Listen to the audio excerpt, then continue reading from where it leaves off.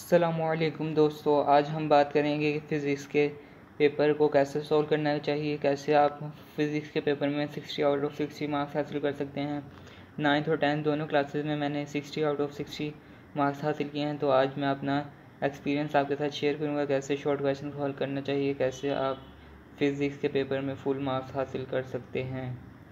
तो सबसे पहले आपने सब्जेक्टिव पार्ट की हेडिंग देनी है, उसके बाद क्वेश्चन नंबर 2 की हेडिंग देनी है। उसके बाद जो क्वेश्चन का पोर्शन आप हल करने लगे हैं आपने उसका नंबर ज़रूर दे देना है, ये बहुत मैटर करता है। बोर्ड चेक जितना आप बोर्ड चेकर के लिए आसानी पैदा करेंगे वो इतने ही आपको ज़्यादा नंबर देगा। सबसे पहले फिर उसका वेवलेंथ का डिफ़ाइन करने का पूछा था, मैंने उसकी हेडिंग दी और उसको डिफ़ाइन किया, उसके साथ उसकी फ़िगर बना दी। उसके बाद कन्वेक्स लेंस को डिफ़ाइन करना था, उसके मैंने फ़िगर बनाई, उसकी डेफिनेशन लिखी, उसके साथ फ़िगर बना दी। इस तरह ये शॉर्ट क्वेश्चन हल हो गया।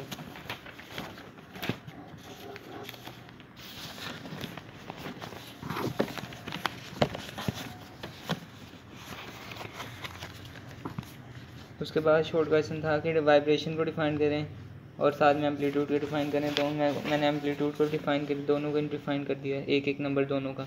उसके बाद फ्रीक्वेंसी की डेफिनेशन पूछी थी, फ्रीक्वेंसी की डेफिनेशन लिखी और उसके साथ उसका फार्मूला लिख दिया। और पिच को भी पूछा था, पिच की डेफिनेशन लिखी और इस तरह करके उसको भी सोल्व कर दिया। उसके बाद शॉर्ट क्वेश्चन था ऑडिबल फ्रीक्वेंसी रेंज क्या होती है, इसके बारे में लिखें। तो ये रेंज का मैंने डेफिनेशन लिखी और उसके साथ हमने ह्यूमन ऑडिबल फ्रीक्वेंसी रेंज कितनी होती है वो मैंने लिख दी, 20 हर्ट्ज से 20,000 हर्ट्ज। उसके बाद लॉन्गिट्यूडनल वेव्स, उसकी डेफिनेशन लिखी और उसके साथ उसकी फ़िगर बना दी। और ट्रांसवर्स वेव का पूछा था, उसकी डेफिनेशन लिखी और उसके साथ फ़िगर बना दी। इस तरह ये सोल्व किया। उसके बाद क्रिटिकल एंगल का उन्होंने पूछा था, क्रिटिकल एंगल की डेफिनेशन लिखी और उसके साथ क्रिटिकल एंगल की डेफिनेशन लिखी और इसकी मैंने 2 डेफिनेशन लिख दी हैं, यानी एक ये क्रिटिकल एंगल की और लिख के दरमियान में ये दूसरी। इस तरह वो जो उसको सही लगती है दोनों में से एक सही कर देगा वो आपकी। और उसके बाद ओहमिक मटेरियल के बारे में लिखना था, वो मैंने लिखा है उसकी डेफिनेशन और उसके साथ एग्जांपल दे दी। उसके बाद नॉन ओहमिक मटेरियल्स के बारे में पूछा था, उसकी डेफिनेशन उसके साथ एग्जांपल।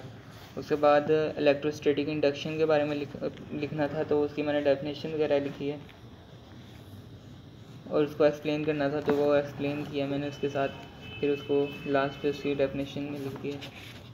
इस तरह आपने सारे शॉर्ट क्वेश्चन हल करने हैं, यानी आपने एक हेडिंग तो डेफिनेशन वगैरह की बनानी है और साथ में आपने एक उसका फार्मूला वगैरह लिख देना है। और जो आपका न्यूमेरिकल टाइप होगा, न्यूमेरिकल का मैं बताता हूँ कैसे सोल्व करना है।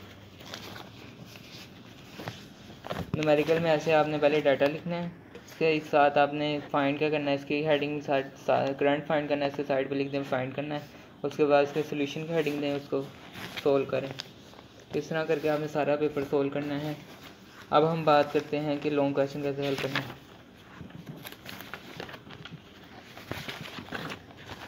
लॉन्ग क्वेश्चन नंबर 4 था, उसका बी पार्ट मैंने न्यूमेरिकल पहले सोल्व किया।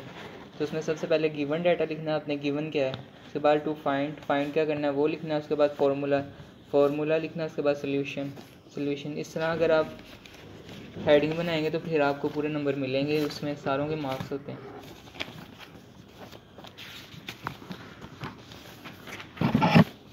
उसके बाद मैंने पूछा रिफ्रैक्शन ऑफ लाइट क्या होती है, इसकी पहले हमने डेफिनेशन लिखी, उसके बाद एग्जांपल दी, उसके बाद इंट्रोडक्शन उसका इसमें तस्वीर बनाई है, उसके बाद एक्सप्लेनेशन की है। एक्सप्लेनेशन करने के बाद लास्ट सेकंड फिगर जो थी उसकी वो बना दी। उसके बाद क्वेश्चन नंबर 5 उसमें न्यूमेरिकल सोल्व किया, उसमें गिवन लिखा सबसे पहले, उसके बाद फाइंड क्या करना वो लिखा, फिर फार्मूला लिखा, उसके बाद सोल्यूशन लिखने के बाद फिर क्वेश्चन नंबर 5 का ए पार्ट उसमें था हमने कि equivalent capacitance of series connected capacitors वो लिखना था। तो सबसे पहले कैपेसिटर की डेफिनेशन लिखी, उसके बाद सीरीज कैपेसिटर्स की हेडिंग दी, उसके बाद हमने फिगर बनाई, उसके बाद उसको एक्सप्लेन किया, उसके पॉइंट्स लिखे, 1 पॉइंट हेडिंग। उसमें जो मेन वर्ड्स होंगे ना, आपने उसको हाईलाइट कर देना। मैंने हाईलाइट नहीं किया, लेकिन आपने ज़रूर कर देना। इसके बाद second point, third point, fourth point, fifth point, इस तरह सिक्स पॉइंट, ये सारा कर दें। इस तरह आपने सॉल्व करना है। तो अगर आप इस तरह कम से कम 2 हेडिंग्स शॉर्ट क्वेश्चन में बनाएंगे तो इंशाल्लाह आपको पूरे मार्क्स मिलेंगे। और आपने लॉन्ग क्वेश्चन में ज़्यादा से ज़्यादा हेडिंग्स बनानी है, और जितना आप उस बोर्ड चेकर के लिए आसानी पैदा करेंगे वो आपको उतने ही ज़्यादा मार्क्स देगा इंशाल्लाह। उम्मीद करता हूँ आपको वीडियो पसंद आई होगी। अगर वीडियो पसंद आई है तो चैनल को सब्सक्राइब कर लीजिए, ताकि इस तरह की और इंफॉर्मेटिव और बोर्ड पेपर प्रेजेंटेशन के हवाले से आपको वीडियोस मिल सकें। अल्लाह हाफिज़।